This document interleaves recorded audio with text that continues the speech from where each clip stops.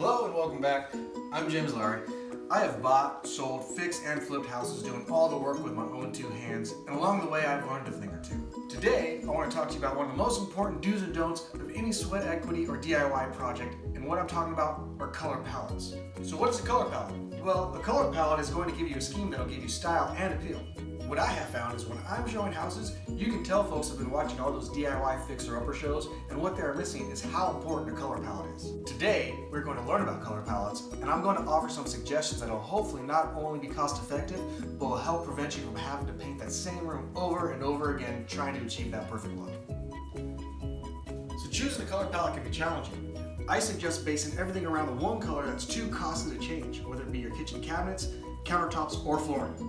From there, what you can do is you can go to any local paint store, look for ideas in their brochures, or you can do what I like to do, and that is to go on Google image search, type in the color that I'm keeping, along with the color that I'm favoring, and what I'll get are a bunch of options for color schemes that should be appealing. So here's an example of a room that I remodeled using the color palette that I found online.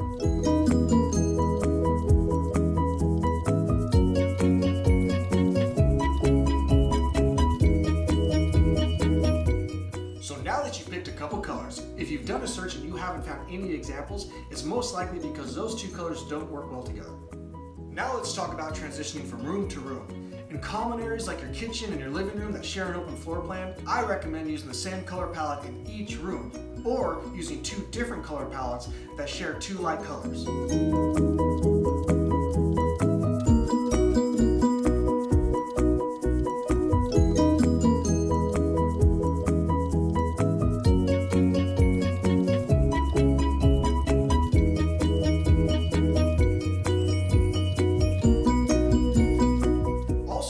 Transitioning into a closed room, say a hall bathroom, you can cut loose with your creativity. However, I still recommend that you tie in a color or two from whichever room branches into it.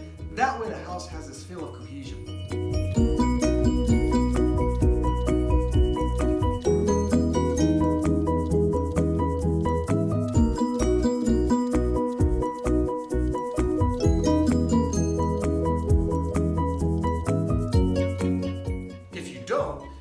Is going to feel like you're at Home Depot or at Lowe's looking at displays versus a well-tastefully designed home. So next time, we're going to talk about how to cut in paint lines and the tips and the tricks that the pros use, whether it be for two-tone walls, corners and ceilings, or bullnose edging.